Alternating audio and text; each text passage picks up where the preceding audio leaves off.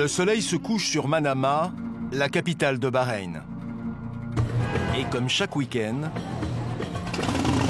des milliers de jeunes Saoudiens envahissent la ville. Ils viennent chercher ici ce qui est interdit dans leur pays. Dans le quartier branché d'Adliya, une succession de bars, de restaurants et de discothèques où l'alcool est en vente libre.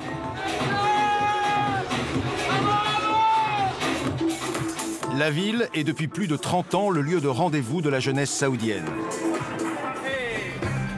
Cela grâce à ce gigantesque pont qui relie l'Arabie saoudite au Bahreïn depuis 1986. Ce pont, les Saoudiens le franchissent par milliers chaque week-end. Les Bahreïnis l'ont depuis rebaptisé avec humour le pont Johnny Walker. L'île accueille 8 millions de touristes saoudiens chaque année. Parmi les endroits à la mode, le restaurant le plus huppé du quartier, le Maounia. Où est le chef Karim? La patronne des lieux s'appelle Saosan. Saïf, on en est où pour les réservations? C'est une figure de la nuit bahreïnie. C'est ma maison. C'est un endroit pour que les gens viennent prendre du bon temps, qu'ils profitent et qu'ils se sentent bien. Saosan possède 3 autres établissements dans la ville, mais celui-ci est le plus exclusif. Seulement 7 tables qui ne peuvent recevoir qu'une vingtaine de privilégiés chaque soir. C'est le genre de restaurant où j'avais l'habitude d'aller en Europe. Quand j'ai ouvert le mien, j'ai dit « Ok, je ferai venir tous ces chefs incroyables à Bahreïn pour nous faire la cuisine. » Ce soir, elle a invité un jeune chef français de 38 ans, Julien Royer, qui dirige un restaurant 3 étoiles à Singapour. Pour surprendre ses convives, le chef a préparé un plat à base d'un agrume asiatique peu connu, le kombava. Voici les 2 ingrédients principaux que j'utilise pour ce plat. Ça, c'est le fruit de l'arbre, et ça, c'est la feuille de l'arbre. Julien n'avait jamais mis les pieds au Bahreïn. Il est surpris par l'atmosphère spéciale qui règne dans ce pays du Golfe. Surprenant. Je m'attendais pas à ça. C'est un endroit avec pas mal de liberté finalement. Nous, d'un point de vue extérieur, on n'a pas cette vision-là honnêtement. J'étais surpris hier, ils nous ont amené boire un verre dans un rooftop bar où les gens font la fête, les gens boivent de l'alcool. Enfin, je veux dire, ça pourrait très bien être à Paris ou à Londres, quoi. À cuisine exceptionnelle, client prestigieux. Ce soir, Julien reçoit l'un des 7 fils du roi du Bahreïn. Bonsoir, monsieur. Good evening, Sheikh. Good evening, Sheikh. Tu connais ça? Petite montée de stress pour Julien. Il arrive? Je suis passé à la maman. Non. Bonsoir.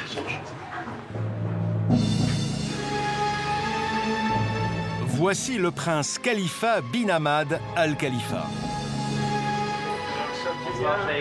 Heureux de vous rencontrer, merci d'être parmi nous. Merci à vous d'être ici. C'est un plaisir. J'espère que le dîner sera bon. Je l'espère aussi. À chaque fois qu'on parle de gastronomie, la première référence, c'est la cuisine française. Je viens souvent en France. C'est toujours un plaisir d'aller là-bas. Dans la salle, des hommes en costume traditionnel, mais aussi des femmes habillées à l'occidental. L'alcool est à la carte, mais il n'est pas servi à la table royale. Bonsoir messieurs, comment allez-vous? Julien a concocté un menu de 10 plats. Ça a l'air incroyable. Pari a priori réussi pour le jeune chef, dont les créations sont immédiatement immortalisées par le prince. Madame? With the team? Mais pour attirer les riches saoudiens, Saosan ne se contente pas d'inviter des chefs prestigieux. En femme d'affaires avisée, elle a aussi ouvert une boîte de nuit très chic, l'Iris, sur le toit du restaurant. Nous suivons Saïf, le maître d'hôtel franco-marocain, ravi de son expérience au Bahreïn. C'est une petite Ibiza. Qu'on appelle la petite Ibiza. Ah bon? Exactement. Version Moyen-Orient. Là, on va arriver à Iris. Donc, on est le jeudi. Donc, ça commence le week-end. Il y a plein de gens. Il y a plus de 300 personnes ici qui viennent pour faire la fête à Iris. C'est l'endroit le plus huppé du Bahreïn. Ici, 80% de la clientèle vient d'Arabie Saoudite.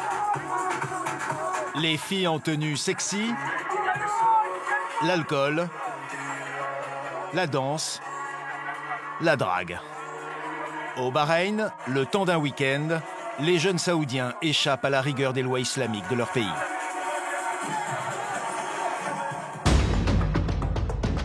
C'est le plus petit État du Golfe Persique, mais aussi le plus étonnant.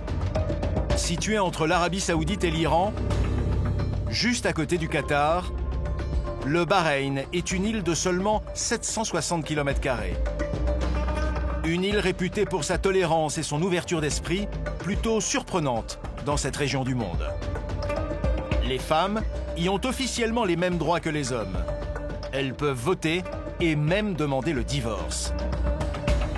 Et si l'islam est religion d'État, la pratique des autres religions y est autorisée. Une première basilique chrétienne vient même d'y être inaugurée. C'est aussi au Bahreïn que vit l'une des dernières communautés juives du Golfe. Abraham a 61 ans. Il a décidé de réouvrir la vieille synagogue de la capitale, fermée depuis plus de 75 ans. C'est le premier office depuis 1947. Mais derrière ce tableau idyllique se cache une réalité plus sombre. La population à majorité chiite, proche de l'Iran, est dirigée d'une main de fer par le roi Ahmad al-Khalifa, un sunnite proche de l'Arabie Saoudite, dont la dynastie contrôle le pays depuis plus de 200 ans. Lors du printemps arabe en 2011, les manifestations pacifiques chiites avaient été réprimées dans le sang, faisant plus de 50 morts. Et aujourd'hui, tous les principaux opposants chiites sont en exil ou en prison. Il luttait toujours pour défendre les droits de l'homme. Il a été arrêté en décembre 2014. Et depuis, il est toujours en prison. Depuis 1932, l'exploitation du pétrole avait fait la richesse du royaume et permis même à certains d'amasser de véritables fortunes. Mais aujourd'hui, les réserves s'épuisent. Alors le royaume se lance dans l'immobilier. Un incroyable programme de construction de tours et de création d'îles artificielles. Promoteur immobilier, Mohamed Koheji rêve de concurrencer Dubaï. C'est un sentiment incroyable de voir la skyline de Bahreïn d'ici et d'avoir cette vue extraordinaire sur la mer et ses reflets. Une modernité que n'apprécient pas tous les Bahreïnis. Mohamed est l'un des plus talentueux fauconniers du pays. Et à 30 ans, il se bat pour préserver les traditions bédouines. On est né comme ça. Les choses modernes, on n'aime pas spécialement ça. Au cœur des tensions géopolitiques et religieuses du Golfe, immersion dans le royaume qui échappe à tous les clichés.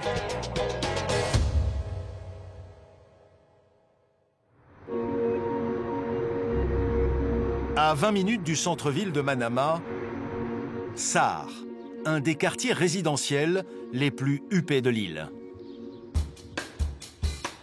Derrière ces hauts murs, une oasis de tranquillité. Une maison de style californien de plus de 1000 mètres carrés. C'est là que vit, avec sa famille, Saosan, la reine de la nuit bahreïnie. Vous me suivez? Et mes cheveux, ça va? Héritière d'une famille qui a fait fortune dans le pétrole, la chef d'entreprise collectionne les artistes contemporains du monde entier. Et elle n'hésite pas parfois à prendre elle-même le pinceau. Qu'est-ce qu'il y a d'écrit? Quand je suis gentille, je suis formidable. Quand je ne suis pas sage, je suis encore meilleure. Un credo provocateur qui résume bien la personnalité de cette femme d'affaires qui a su s'imposer dans un univers qui semblait ici totalement interdit aux femmes. Sa pièce préférée se situe au sous-sol de la maison. Cette pièce, c'est mon espace de détente. Et la plupart de ces livres sont des livres de cuisine. Un de mes chefs préférés, c'est Joël Robuchon. Vraiment un cuisinier extraordinaire. J'adorais ses plats, la façon dont il cuisinait.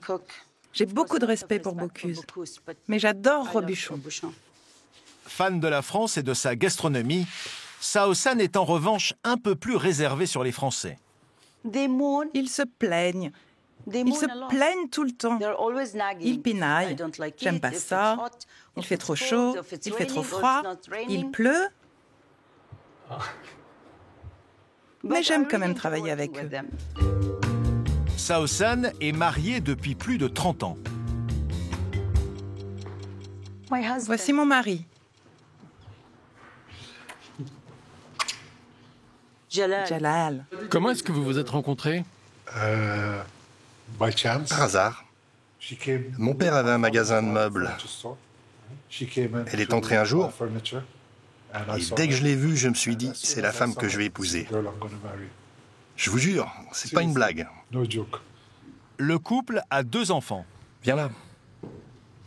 Abdullah, 31 ans, et une fille de 32 ans. Tous vivent sous le même toit. Mon fils vit au fond du jardin. Mon fils et ma fille, bien sûr. Et ma fille vit à l'étage. On est tous dans la même maison. C'est traditionnel? C'est traditionnel. Ils ne quitteront pas la maison avant leur mariage. Ah, donc c'est une tradition ici au Moyen-Orient. Et je veux qu'ils se marient, mais qu'ils restent avec moi après. Si on peut, Je ne pense pas qu'ils voudront. si on peut, on achètera le terrain juste à côté et on construira une maison. Et mettre une petite fenêtre par laquelle je pourrais les surveiller. Selon eux, Bahreïn est victime des clichés qui collent au pays du Golfe. Comme ce jour où ils ont invité un couple d'amis français. On les a invités, lui et sa femme, à venir à Bahreïn. Mais sa femme a refusé de venir, car elle avait peur. Et quand il est venu, Mais peur de quoi? Peur de ce que les médias disent sur le Golfe ou sur les Arabes. Mais quand il est venu avec son fils, il a dit « Vous êtes tout le temps en train de sourire. On s'était trompé, vous souriez tout le temps. » Fier de son pays, Jalal s'est même fait tatouer son drapeau. C'est traditionnel les tatouages à Bahreïn? Non, c'est totalement inacceptable. C'est péché. C'est péché. Dans l'islam, c'est péché. Le couple possède une dizaine de chats. Doutel, tu es filmé. Mais pour protéger leur propriété, ils comptent sur Peanut et Erling, leurs 2 molosses qui montent la garde jour et nuit. Ils ont chacun un dresseur attitré et pour les maintenir en forme, tous les matins, ils enchaînent les longueurs dans la piscine familiale. Les voitures du couple sont bien sûr à l'image de la réussite de cette femme d'affaires. Une Porsche 911 et une Bentley Continental GT. C'est ma voiture, c'est rouge. J'aime les choses flashy, je suis une femme. Vous aimez les Bentley, hein? J'adore les Bentley. C'est très facile à conduire, surtout avec ma conduite. C'est mon mari qui me l'a offerte. Je l'ai bien gagnée, n'est-ce pas? Après 33 ans de mariage. Le couple gère ensemble 3 restaurants, une boîte de nuit, mais aussi une entreprise de nettoyage et un salon de beauté. En tout, 150 employés, dont Aïcha, leur fille. Elle s'occupe des relations publiques depuis 2 ans. C'est l'amour de ma vie. Ah vraiment? C'est une affaire familiale alors? Oui, Vous travaillez avec votre frère et vos parents? oui. C'est la patronne. La vraie patronne. Non, tu ne vas pas faire ça. Vous vivez tous ensemble? Oui, Et vous quitterez la maison après votre mariage? oui, Et ça vous convient? oui. Ah mais je sais pas. Mais moi, je veux ma liberté. Et t'es pas libre ici? Si, je suis libre. Mais j'aimerais quand même avoir mon espace personnel. Et tu l'as pas? Non, je l'ai, mais d'une autre façon. C'était pas mieux avant quand vous êtes mariés et que vous avez vécu ensemble? On s'est mariés et on a déménagé. Ouais, c'est exactement ce que je voulais dire. Chez Sao San, on ne plaisante jamais avec la cuisine. Chaque soir, ses employés préparent une dizaine de plats pour la famille et pour les amis de passage. Très bon. Saosan incarne l'élite riche et progressiste du royaume. Mais sa réussite est aussi révélatrice de l'évolution du droit des femmes au Bahreïn.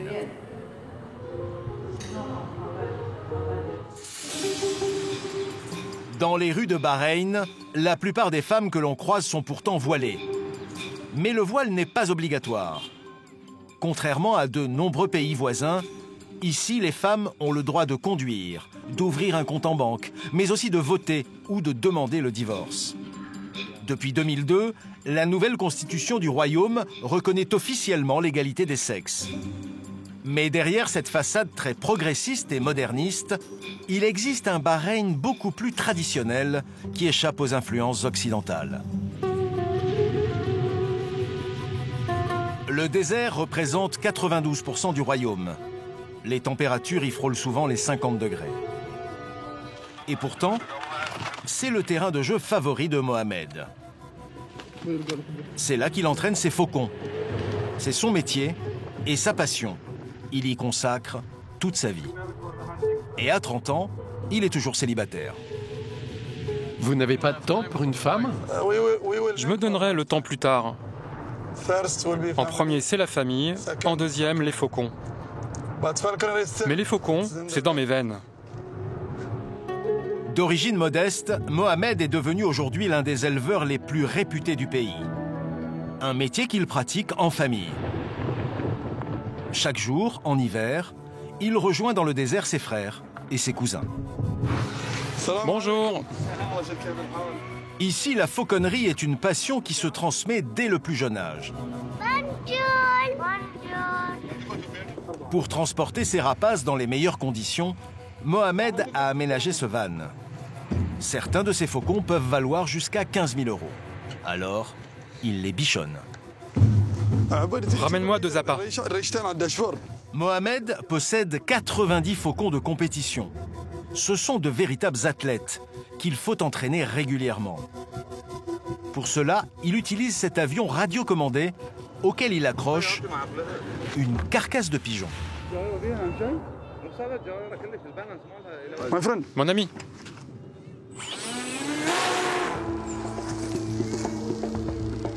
L'avion vole à 70 km/h. En quelques secondes, le rapace le rattrape. En temps normal, sa vitesse de pointe peut dépasser les 300 km/h. C'est de l'entraînement. Le faucon pèlerin est l'animal le plus rapide du monde. Après seulement quelques minutes de vol, l'avion laisse tomber le pigeon. C'est le bon moment pour lui donner. En récompense de ses efforts, le faucon a le droit de dévorer la carcasse. L'entraînement va durer 2 heures. Pour ses prochaines compétitions, Mohamed mise sur son faucon fétiche, Baroud. C'est comme mon animal de compagnie, mais un peu spécial. Celui-ci est nouveau. Je l'ai acheté il y a 1 mois et il fait vraiment du bon travail. Il est très fort. Dans 5 jours s'ouvrira à Bahreïn un championnat international qui réunira les faucons les plus rapides du Golfe. Mohamed espère bien y figurer dans les 10 premiers.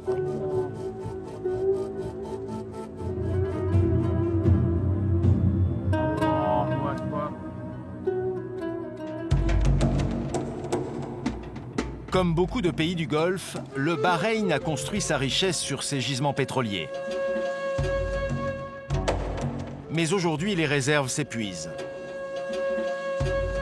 Le pays doit trouver de nouvelles ressources et se réinventer.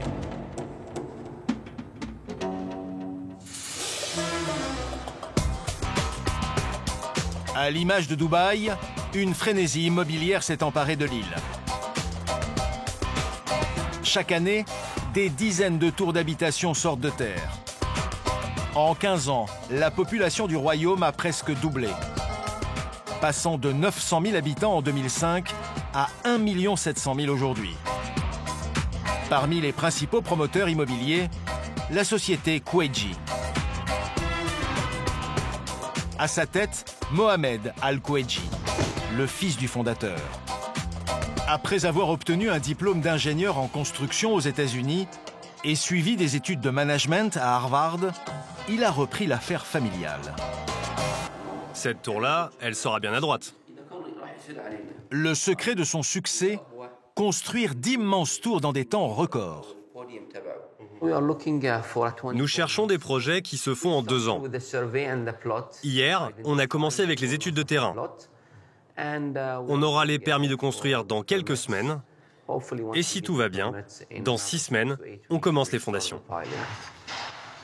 Des délais de construction et de livraison inimaginables en Europe pour des buildings de cette envergure. Comme la tour Onyx. 200 mètres de haut, 45 étages, 700 appartements de luxe. Tous déjà vendus. Mais Mohamed a voulu nous montrer son joyau. Au 43e niveau, un penthouse de 300 mètres carrés en construction, avec vue exceptionnelle. Le prix, près de 2 millions d'euros. C'est un sentiment incroyable de voir la skyline de Bahreïn d'ici et d'avoir cette vue extraordinaire sur la mer. Tous ces reflets sur l'eau, ça m'inspire beaucoup pour mes projets futurs. La particularité de cet immeuble, c'est d'être construit sur une île artificielle, juste en face de la capitale. Le Bahreïn s'est inspiré de Dubaï et depuis 30 ans, s'est lancé à marche forcée dans la création de ces îles. Partout, la Terre gagne du terrain sur la mer. L'une des réalisations les plus spectaculaires se situe au sud du pays. Voici Dourat al-Bahrain et ses 15 îles en forme de poissons et de coquillages, très inspirées des îles artificielles de Dubaï. En tout, 1200 villas. Des résidences ultra sécurisées, avec piscine et plages privées, sur lesquelles les riches habitants de Bahreïn viennent se reposer chaque week-end, loin des regards et de l'agitation des nuits de Manama. En 30 ans, le pays a ainsi augmenté sa superficie de près de 13%. Chaque mois, de nouveaux immeubles sortent de terre. Aujourd'hui, c'est l'inauguration de ces 2 tours jumelles contenant 850 appartements de haut standing. À 10h, tout le monde doit disparaître, ok? Le personnel est sous pression, car le ministre du Logement en personne s'est déplacé pour célébrer l'événement. Preuve que la situation du marché immobilier est suivie de près par les autorités du pays. Au programme, visite d'un appartement témoin. Regardez, on voit le nouvel aéroport d'ici. Pour cet appartement de 100 mètres carrés, entièrement meublé, comptez 180 000 euros. Avec vue imprenable sur la mer. C'est environ 2 à 3 fois moins cher qu'à Dubaï. Le Bahreïn espère ainsi attirer des investisseurs du monde entier. Le ministre profite d'ailleurs de notre caméra pour faire passer le message. Vous parlez français? Comme c'est comme ça. Ah, super. Les lois à Bahreïn sont vraiment favorables aux personnes qui veulent investir. Le pays est ouvert aux investisseurs du monde entier. Vous êtes bienvenus ici. Si vous êtes français, venez acheter un appartement et vous en serez totalement propriétaire. Le ministre sait qu'il doit promouvoir son royaume, car le Bahreïn est encore loin d'avoir la réputation de Dubaï. Aujourd'hui, après le pétrole, c'est donc l'immobilier qui est à l'origine de la fortune de certains Bahreïnis. Ce matin, Nabil Nouroudine a fait préparer sa voiture préférée, une Lamborghini Countach de 1982. Ah, autre chose. Je conduis cette voiture sans chaussures. Les pédales sont trop rapprochées.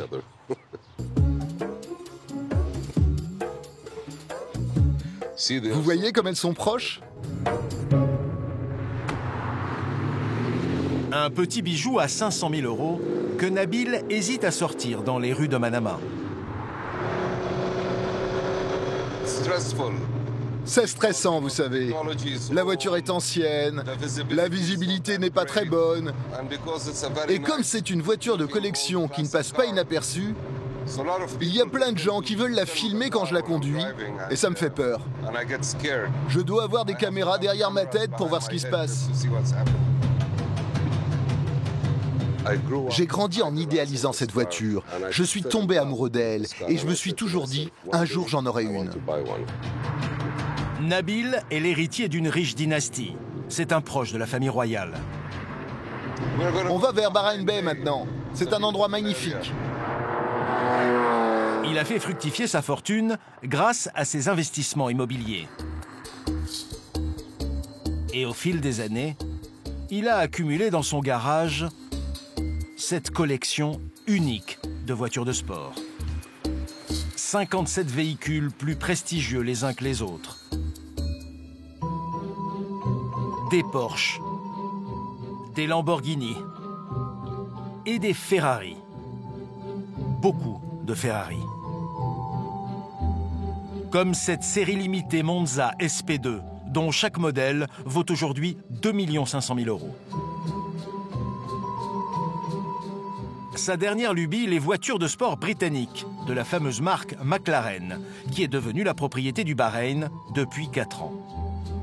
Ça, c'est une voiture spéciale de chez McLaren. J'ai pu la personnaliser avec cette couleur unique. C'est d'ailleurs la seule au monde de cette couleur. C'est une voiture 3 places. Mais je vais vous montrer.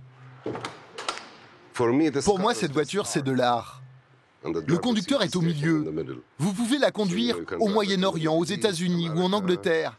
Vous n'avez plus le souci du volant à droite ou à gauche. Il n'en existe qu'une centaine au monde. Valeur 4 millions €. Et pour entretenir ces voitures, Nabil a engagé 4 employés à temps plein. Je ne supporte pas d'entrer ici et de trouver de la poussière sur mes voitures. Ça m'énerve. Donc tous les jours, il lustre les voitures avec un peu d'eau et de cire. J'en prends vraiment soin. La collection de Nabil est aujourd'hui estimée à plus de 30 millions €.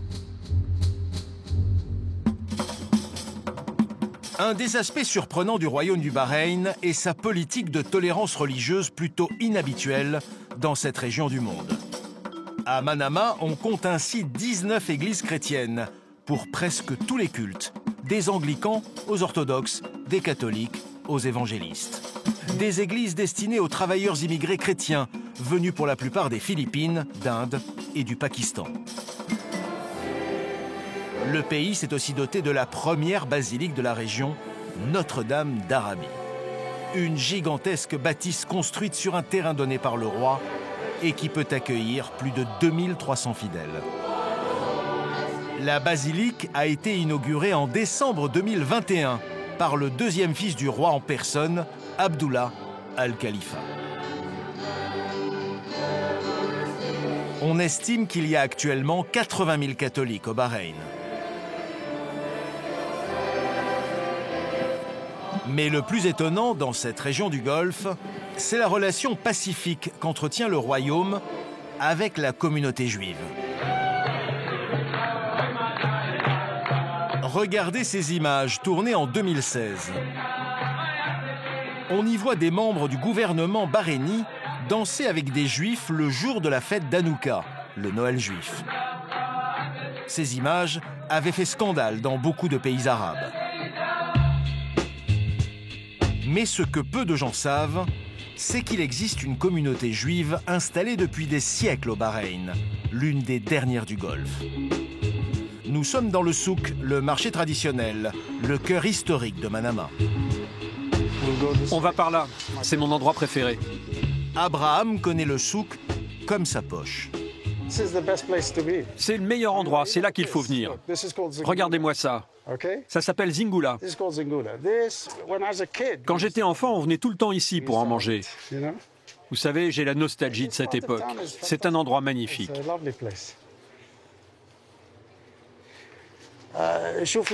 Et donne-moi du curcuma, s'il te plaît. Que Dieu te préserve. C'est ça, oui. Donne-moi pour un dinar. Ça, tout le monde a ça. On appelle ça un chapelet anti-stress. C'est fantastique. Pour l'impatience, quand vous comptez les billes, 1, 2, 3, 4, c'est un objet religieux aussi. Les Juifs d'Irak l'utilisaient tout le temps. Abraham Nounou est juif. Il est né à Bahreïn il y a 61 ans et il y a toujours vécu. Il est le descendant de familles arrivées d'Irak au 19e siècle. Aujourd'hui, il s'apprête à vivre un jour historique. Ici, en plein cœur du souk, la vieille synagogue va rouvrir après avoir été fermée pendant plus de 75 ans. Salut Roger, salut Gabriel. Tout va bien? Heidi, la femme d'Abraham, et sa sœur Yael mettent la dernière touche à la décoration de la synagogue. Ouais, c'est bien. Parfait. Merci. Notre communauté est vraiment très petite. On parle de 50 à 60 personnes maximum. Alors qu'en 1935, il y avait une communauté de 800 juifs ici. Ce n'est qu'après la création de l'État d'Israël en 1948 que les juifs ont décidé de partir, car ils ont commencé à avoir peur. Et pour cause, des Bahreïnis avaient alors détruit la synagogue. Pour Abraham, cette journée est extrêmement symbolique. C'est le premier office depuis 1947.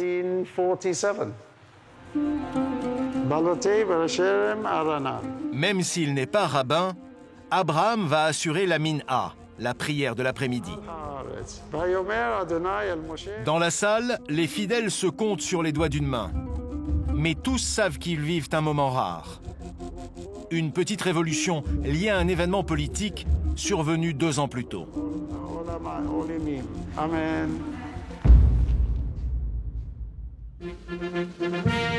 En 2020, les accords d'Abraham. Sous l'égide du président américain Donald Trump, Israël, le Bahreïn et les Émirats arabes unis ont signé un traité de paix, ouvrant ainsi une nouvelle ère de coopération entre ces pays longtemps ennemis.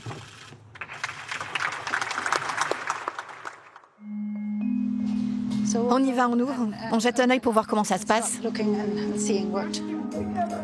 Dans le souk, à côté de la synagogue, la femme d'Abraham et sa sœur Yael ont décidé d'ouvrir une boutique de souvenirs destinée aux futurs touristes juifs qui viendraient au Bahreïn. Des objets qui mêlent les symboles juifs et arabes, étoiles de David et mains de Fatma. Les kippas sont vraiment très sympas. C'est la première fois que sont faites des kippas bahreïnis. Made in Bahreïn. La communauté juive se sent revivre après des années de discrétion. J'ai toujours été très fière de mon héritage. La vérité, c'est que maintenant, on peut le revendiquer grâce aux accords d'Abraham. Les gens réalisent enfin que les Juifs resteront ici pour toujours et que, comme partout ailleurs, on a le droit d'être ici. Quelques jours plus tard, un premier touriste israélien arrive. Bonjour, comment allez-vous? C'est un homme d'affaires de passage au Bahreïn. Il a demandé à visiter la synagogue. Il a pu venir grâce à la toute nouvelle liaison aérienne entre Israël et Manama. On commence avec notre acte de propriété, celui du terrain de la synagogue. Il a été signé en 1930. Je vis en Israël. Pouvoir venir ici, en terre arabe, en tant qu'Israélien et Juif, c'est une première étape pour dépasser les drames qu'il y a pu y avoir dans le passé. C'est une incroyable expérience d'être là, en tant que Juif et Israélien. Pour marquer le coup, l'homme d'affaires est venu avec des objets rituels de la prière juive. Sa kippa, bien sûr, mais aussi les téphilines, qu'on noue au bras gauche et au front pour marquer son attachement à la foi juive.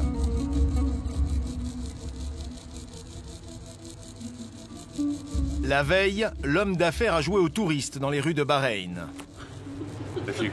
Regardez. Vous voyez, c'était hier. C'est dingue. J'ai eu l'impression d'être transporté dans la peau d'un autre homme. Mais c'est comme ça qu'on apprend à créer des liens entre les hommes pour bâtir la paix. C'était vraiment une expérience remarquable. Mais si les Juifs bénéficient d'une grande tolérance de la part du régime, il n'en est pas de même pour une autre religion pourtant majoritaire dans le pays. Au Bahreïn, ils ont leur propre quartier et leur mosquée. Les chiites, c'est le courant de l'islam proche de l'Iran qui s'oppose depuis toujours à l'islam sunnite, représenté par l'Arabie saoudite, grand allié du Bahreïn. Ils représentent entre 60 et 70% des Bahreïnis.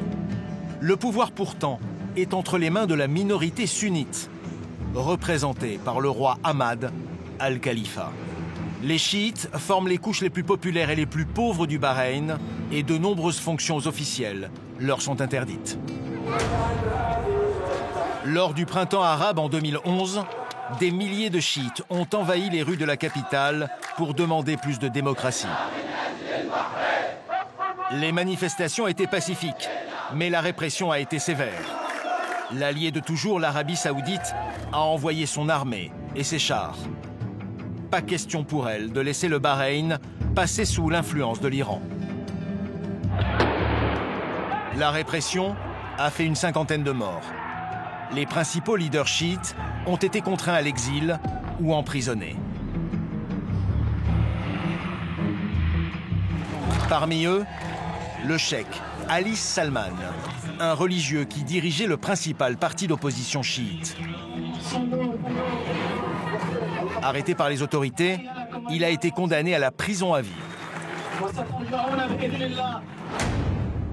Sa femme a accepté de nous parler, mais à visage caché pour des raisons religieuses. Et dans ce curieux décor qu'elle a mis en scène elle-même. Il a été arrêté en décembre 2014 et depuis, il est toujours en prison. Il se venge de lui à cause de ses propos, de ses positions et de ses revendications politiques. Il conduisait des actions pacifiques pour obtenir l'égalité entre les citoyens, pour leurs droits, leurs devoirs. Il s'opposait à toute discrimination basée sur la religion. Le couple a 2 enfants, 2 filles de 14 et 7 ans.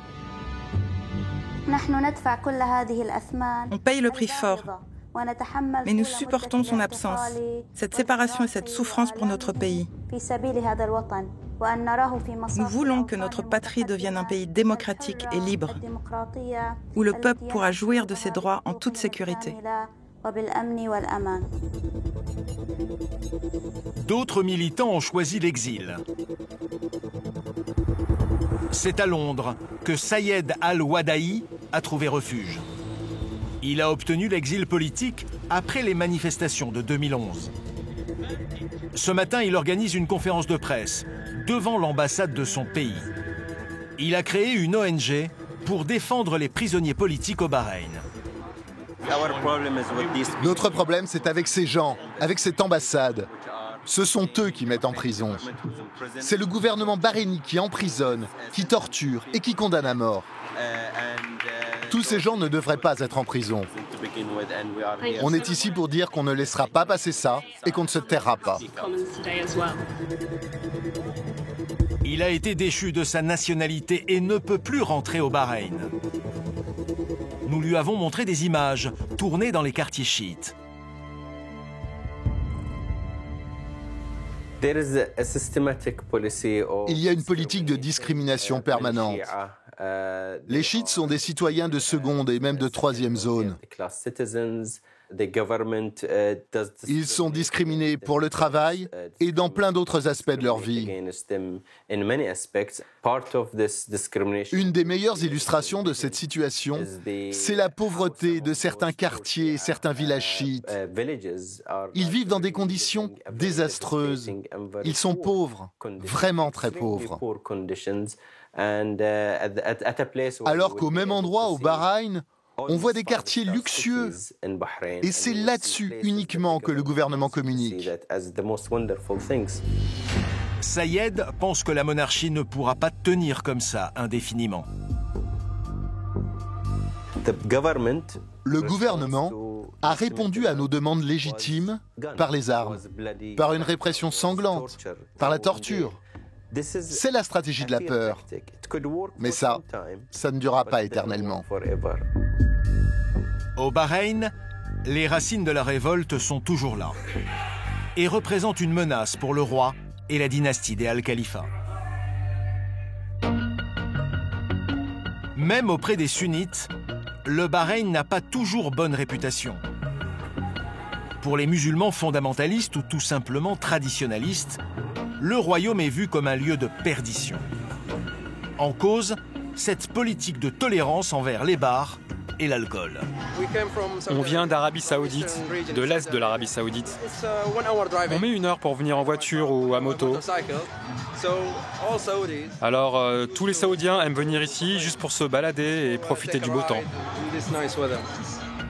Avec ses 25 degrés le soir, la température de Bahreïn est certes agréable.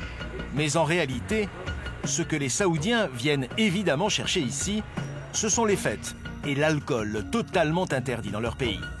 À Manama, on compte une vingtaine de boîtes de nuit, aux noms parfois exotiques. Comme ici, El Chapo, allusion à l'un des plus grands narcotrafiquants mexicains. Ou encore l'Escobar. Le manager du lieu, c'est l'homme en chemise blanche, Léo, un grec de 32 ans, qui travaille dans le royaume depuis 4 mois. Ici, c'est le principal quartier pour avoir de l'alcool à Bahreïn. Dans ces 2 rues, c'est autorisé de servir de l'alcool. Donc ici, c'est la zone la plus touristique du pays. Chaque week-end, son club est plein. Pourquoi vous refusez ce client? Parce que le bar est plein. On ne peut plus accepter personne maintenant. Et toutes les tables sont réservées. Tous les Saoudiens débarquent ici pour le week-end, donc il y a beaucoup de monde en début de soirée. Plus tard, ça ira mieux. À l'intérieur, musique et DJ internationaux. Et au bar, tous les alcools à la carte pour une clientèle qui va dépenser sans compter. Des Saoudiens et Saoudiennes venus s'encanailler le temps d'un week-end. Léo a aussi prévu des animations inimaginables en Arabie Saoudite, comme cette cracheuse de feu en tenue sexy. Rania a choisi de s'installer au Bahreïn. Elle est slovaque et francophone. J'ai vécu dans 7 pays différents. Je me sens bien ici. Beaucoup de Saoudiens qui viennent ici. Ah oui. C'est une grande partie de l'économie du pays. C'est les Saoudiens. Pour Léo, le carré VIP est le lieu stratégique du business. Ici, les tables sont payantes. Pour pouvoir s'asseoir, il faut s'engager à payer un minimum de consommation. Ah, on peut rester sur cette table? Cette table? Oui, restez ici, mais achetez quelques bouteilles. Hein. Pour une table de 5 personnes, les clients s'engagent à dépenser au moins 800 €.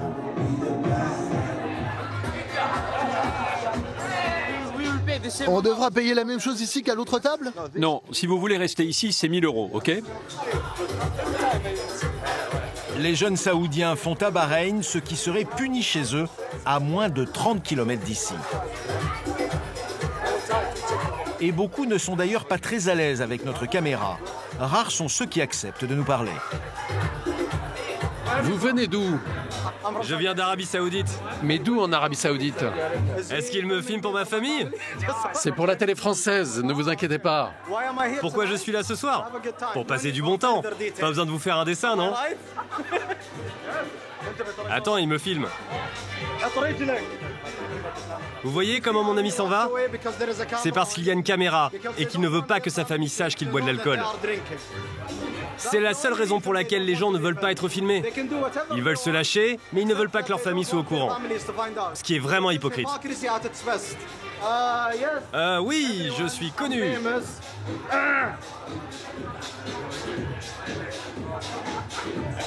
Je rigole. À Bahreïn, il n'y a pas que les Saoudiens qui se donnent rendez-vous. Il y a aussi des Koweïtiens, des Émiratis, mais aussi les expatriés qui habitent dans le Golfe. Vous venez d'où? On vient d'Allemagne. Tous les deux? Oui, tous les deux. Vous vivez ici? Non, on vit en Arabie Saoudite. Et pourquoi vous venez ici ce soir?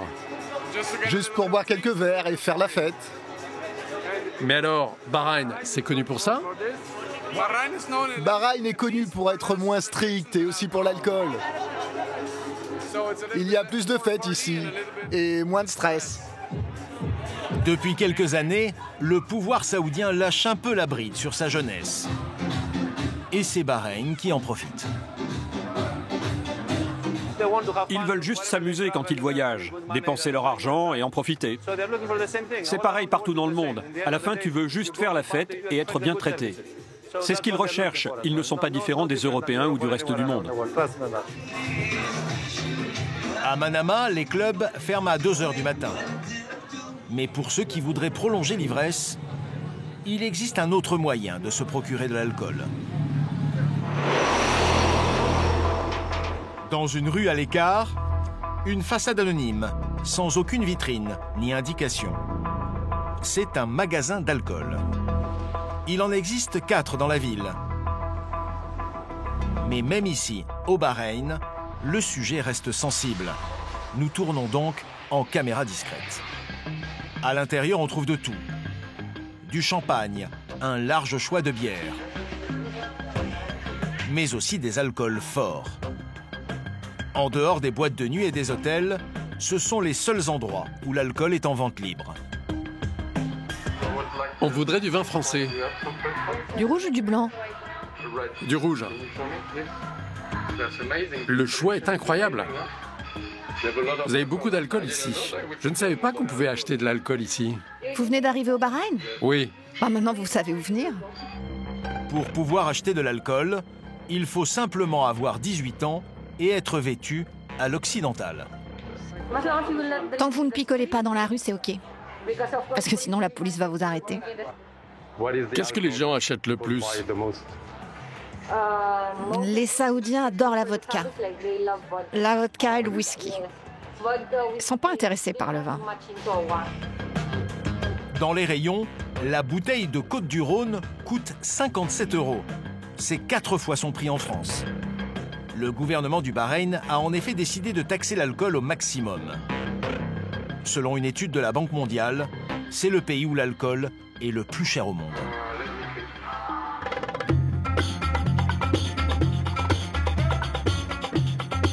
À 40 km de la capitale, en plein désert, une immense tente climatisée. À l'intérieur, une centaine de faucons et leurs dresseurs s'apprêtent à disputer la plus grande compétition de l'année, celle qui désignera le rapace le plus rapide de la saison. Une consécration pour son propriétaire. Les éleveurs viennent de tout le golfe Persique. L'événement est retransmis par la télévision nationale bahreïnie. Et il est commenté en direct par des journalistes sportifs spécialisés.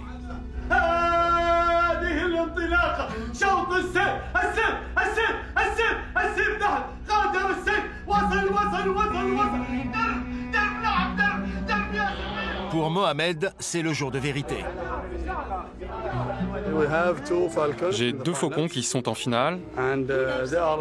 C'est mes 2 plus forts, alors on espère faire un bon résultat aujourd'hui. Dans la salle, aux premières loges, un jeune prince, membre de la famille royale. Ça fait partie de notre culture. C'est un des sports les plus importants pour nous. C'est très traditionnel, comme vous pouvez le voir. Et on essaye vraiment de transmettre cette passion aux Bahreïnis pour qu'ils puissent continuer à le pratiquer. Au déjeuner, tous les invités partagent le même buffet. Qu'est-ce que c'est? Du chameau. Vous devriez essayer. Un méchoui de chameau, dans la plus pure tradition bédouine. La graisse, c'est la meilleure partie du chameau, parce qu'il n'y a pas de cholestérol. Pas de cholestérol? Non, vous pouvez en manger à volonté. Un buffet à volonté, où se mélangent les princes et leurs chauffeurs. Ici, on est bien loin du clinquant de la capitale. On est né comme ça. Les choses modernes, on n'aime pas spécialement ça. Je préfère les choses traditionnelles, originales. Old is gold. Vraiment. Ce qui est ancien vaut de l'or. Il est 15 h. Pour Mohamed, les affaires sérieuses commencent. Mon ami, tu peux m'attendre là-bas, s'il te plaît? Je ne peux pas te parler maintenant. Mohamed vient d'être appelé par la direction de course. Son faucon va entrer en piste. Une puce est fixée derrière les ailes du rapace. Elle permet d'identifier chaque animal et de le chronométrer. Chaque rapace doit parcourir 400 mètres. À l'autre bout du terrain, un assistant agite une carcasse de pigeon. C'est au tour de Mohamed et de son faucon, Baroud. Vas-y, Baroud! Que Dieu le bénisse! Vole, vole, Baroud!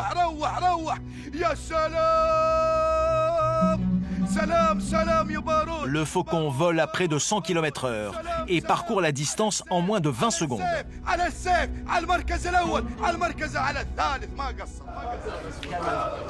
Mais Mohamed n'a pas l'air pleinement satisfait. Ça s'est bien passé? Je ne sais pas trop, on attend. Le faucon de Mohamed, avec ses 17 secondes 84 centièmes, a réalisé le meilleur temps du jour. Mais il est encore trop tôt pour se réjouir. C'est au tour d'un des favoris de l'épreuve, le faucon d'un Émirati, de s'élancer.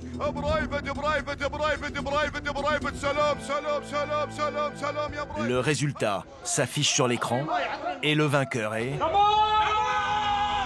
Mohamed et son faucon Baroud, qui l'emporte pour seulement 80 centièmes de seconde. Mohamed va être félicité à la manière traditionnelle bédouine, nez contre nez. Tu es fier pourquoi? Pour ta famille? Pour toi? Premièrement, pour tous les princes qui sont venus aujourd'hui. Deuxièmement, pour ma famille. Troisièmement, pour mes amis, mes frères et tous les habitants de Bahreïn. Tout le monde. Mohamed repartira avec un 4x4 flambant neuf. Mais surtout, consécration suprême pour ce défenseur des valeurs traditionnelles du Bahreïn, c'est l'un des princes de la dynastie des califats qui lui remet en personne le Saïf al-Noukeba, le sabre de la victoire.